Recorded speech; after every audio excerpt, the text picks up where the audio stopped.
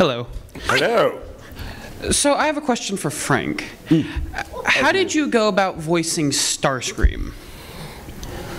Like this. Yeah. Okay. It's really in the back of the throat, right? It's a throat thing. Do you have like any tips? Because I'm voice acting him in a small little project. Oh, sweet.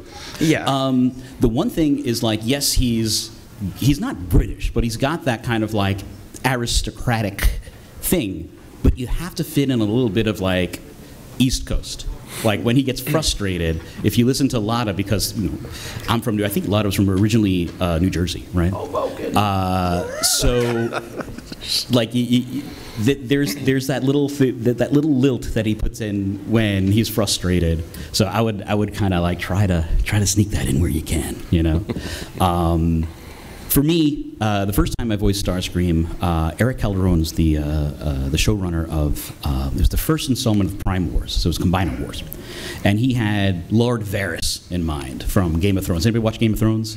Yeah. Yeah. So that He's very sort of in the background, you know, and he was a little bit more distinguished. and then the second, he sees Megatron, he's like, I know you jerk, and there was a little bit more leaning into that. But War for Cybertron is very different. There's a very different director, wonderful showrunner, F.J. DeSanto, and he also worked on Prime Wars as well.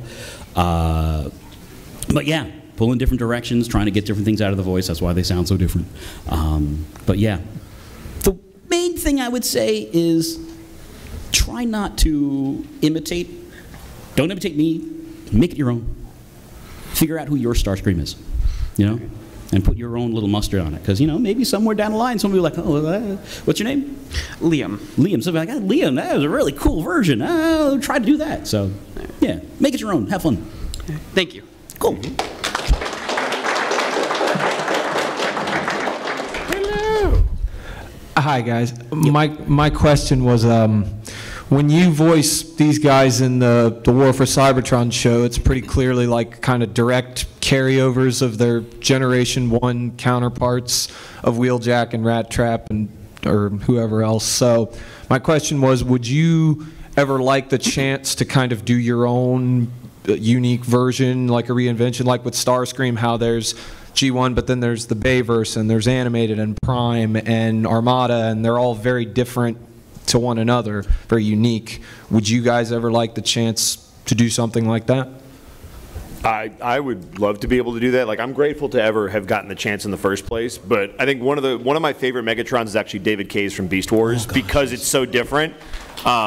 It's just I quote him all the time. So to be able to do something like that, where they do a complete departure, and you like get to do your complete own thing, where it's like there's no way these two things are related. That'd be a lot of fun. But if that's all I ever get to do, like, this is the coolest thing to me. So I'm good either way. You want it?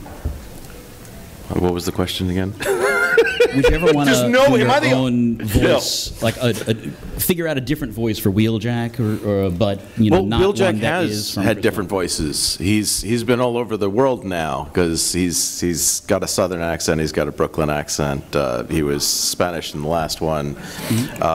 So I feel like Wheeljack is universal, and it's whatever they're gonna do the take on that for that iteration of it. So, I mean, mine was very much a tribute to Lotta because this show was so tightly tied into the G1 mythos. But I think it's interesting that they are taking different things with it, because it's like we shouldn't just try to constantly be like, hey, it's got to sound like this every time. And it's interesting to see what other actors bring to it. So it's kind of neat. And actually, I know a lot of people weren't like too thrilled when Earthspark came out, because they were like, well, that's not, Peter Cullen, that's Alan Tudyk. But Alan still has like a Prime nobility, even though he's not, because there are other actors who have voiced Prime, and they're all trying to do that Optimus Prime voice, and but Alan was just like, no, I'm going to be, the leader that I need to be, and be noble, and that was where that voice ended up coming from. And I was like, okay, cool, he's doing something different with it, and that's fine, because it's a different universe. So yeah, I think sometimes you're going to have actors that are going to want to pay homage to the original, and that's great, and there's nothing wrong with that. But having other ideas out there, hey, let's let people play. I love Transformers Animated. Yes. And those characters are direct analogs of the G1 characters, but they made it their own. I love G1. That's my first. I love Animated just as much, and it brought, a different vibe to it. So yes. Just to kind of piggyback of what you were saying about David, like, man, his prime was so cool. Like, he had this like action star. It was like watching like a Marvel superhero learn the ropes and to finally turn into the hero that he was supposed to be. So yeah, love them equally. So yes, I guess is the answer. Also, shout out to Transformers Animated because it's fantastic. And Derek. So yeah. Hi. Hi. So when you guys were doing the voiceovers for these characters, did you want to make these characters your own version? Even though they look a lot like the G1, they're probably really inspired by the G1 characters. But like Ultra Magnus, he's this noble guy. Were you thinking about that when you were voicing him? Or like Starscream's a little whiny backstabber? And then whiny. I don't come to your house and call you names. And Wheeljack, he's like a geek, So did you base? You're a geek. Nerd. All right, you guys. Wait, we're both scientists, I think, right?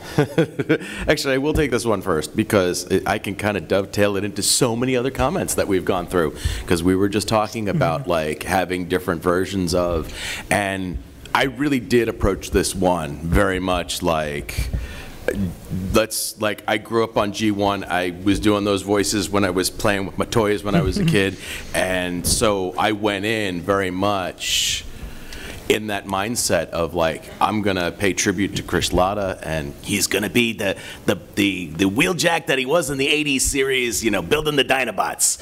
And when I went in, so that was that one question, bringing it around to the other question that was about the directive collaborative process. Phil Bach, who was the director, was like, okay, this is like a war is hell type of show, so we need to pull back on him being the comedic sidekick that he was in G1. I was like, okay. So that's where we got to work together as a collaborative process, because I managed to keep the flavor of what Wheeljack was, but I made him more serious and grounded, so he wasn't, all the way up here doing crazy things and always having the immobilizer blow up on his face. So yeah, it's finding your place of what is he going to be in this project. You guys? Go ahead. Now I throw it at you. Haha. What's the question? Hey, look. All right. What he said. So I'm sorry. Specifically, you were asking what? What did you base your voice off of, basically? Okay. So the springboard, of course, is G1. This is supposed to be sort of this. It's Generation 1. It's the same guys that we watched, but it's a tangential reality. Like everybody has seen Loki. This is like the multiverse of Transformers, where once that matrix goes through the space bridge, now things are different. So think of Doc Brown's blackboard. So it had to have the DNA, but a lot of that was, like you gave the shout out to Phil. He has something in mind. He even would tell us movies to watch from like war movies. I forget the exact one, but he had like specific movies that he was like, watch this before we go in.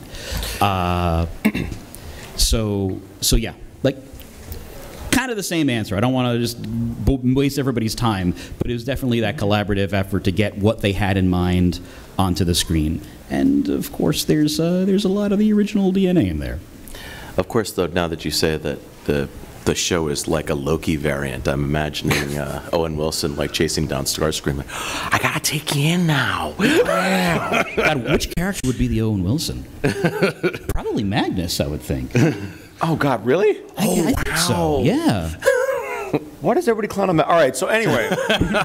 Clown? That's Mobius is an awesome character. No, you don't understand, Megatron. Wow, this is really bad. This is really I can't. This could be. Magnus is not saying ka-chow. Do not shoot the Matrix into space. That would be really bad. Anyway, so back to your question. At some point, right?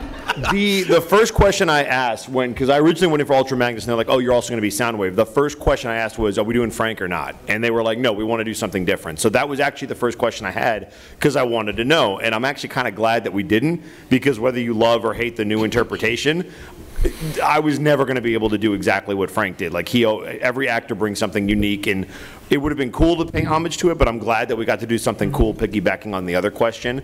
And I really like what they did with Magnus in here, where he was kind of like the middle of Prime and Megatron, where he was, as we were talking about, Prime is kind of like a kid on the come up, and Ultra Magnus is like the uncle or the dad who's like trying to give him advice, but also trying to bridge the gap between him and Megatron. And I love the way that he was portrayed, and I think we had to do something a little bit different to be able to fit what he was written to do. And so I think I had the unique opportunity to put my own spin on it. But the first question was, of course, how close to G1 do we want to be? I loved Magnus' whole journey. I do too. I'm sad he died. Like, he kind of like, even when he comes back, you know, like, it's Shakespeare. I love it. It was so well done. And you did a great job, man. And Thank you for your question, though. I'm still thinking that a fan artist should be drawing Starscream with the Loki horns. Sorry. That would be cool. Someone drew like it was Loki, but it was the Marvel Loki, but with the Starscream. You gotta have the colors and staff everything. too. Yeah, I love it. I feel like they would drink together, you know.